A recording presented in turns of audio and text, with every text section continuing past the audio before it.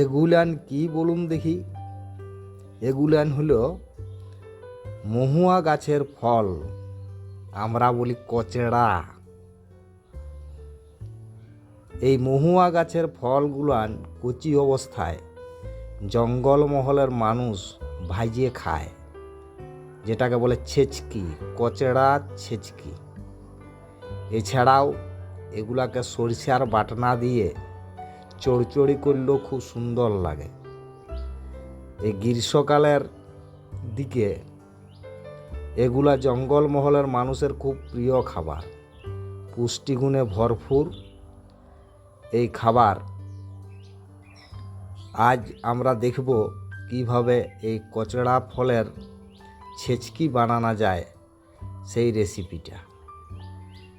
আপনারাও যদি খেতে চান, এই গ্রীষ্মকালের বৈশাখের শেষ জ্যৈষ্ঠীর প্রথম দিকে জঙ্গলমহলে এলে এখানকার মানুষের ঘরে ঘরে কচড়ার তরকারি পাবেন। এভাবে কচড়াগুলো আস্তে আস্তে করে ছুলে নিতে হবে। উপরের খোসাটা আস্তে আস্তে করে ছুলে নিতে হবে। আগে পরিষ্কার করে ধুয়ে নিয়ে ভালো করে উপরের খোসাটাকে ছুলে দেওয়া, এরকমভাবে ছুলে নেওয়া, প্রত্যেকটাকে ছুলে নেওয়া। তারপরে ছুলে নেওয়ার পর এভাবে খাদি করে নেওয়া। এর ভিতরের এই বিচিটাকে ফেলে দিতে হবে। এই যে বিচিটাকে আস্তে আস্তে ছাড়িয়ে ফেলে দিতে হবে, এভাবে ফেলে দিতে হবে। হালকা হলুদ লবণ জলে একটু ভাপিয়ে দিতে হবে। হলুদ দিয়ে লবণ দিয়ে জলটাকে গরম করে তাতে কচড়ার খাদিগুলো সিদ্ধ করতে দিয়ে দেওয়া। এরপর একটা ঢাকা দিয়ে একটু ভাপিয়ে নেওয়া, যাকে বলে।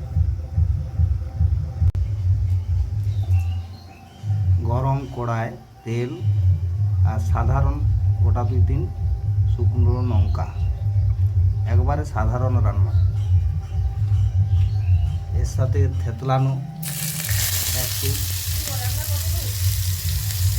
রসুন, থেতলিয়ে একটু রসুন,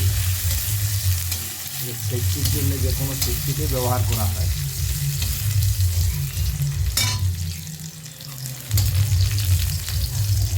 রসুনটাকে একটু লাল করে ভেজে নিয়ে তাতে আগের থেকে সিদ্ধ করে রাখা এই যে কচড়াগুলো এতে দিয়ে দেওয়া হবে। এরপর নেড়ে দেওয়া।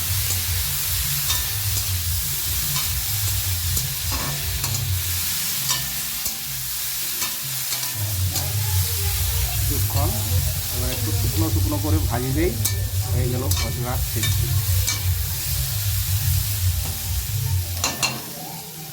একটু ঢাকা দিয়ে দেবো। এইভাবে একটু খরা খরা ভাজা হবে। মোটামুটি হয়ে এসছে।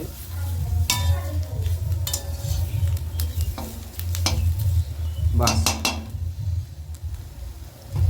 হয়ে গেল, হয়ে গেছে কচড়ার ছেচকি, বিখ্যাত জঙ্গলমহলের একটা সুস্বাদু পুষ্টিগুণে ভরপুর খাবার।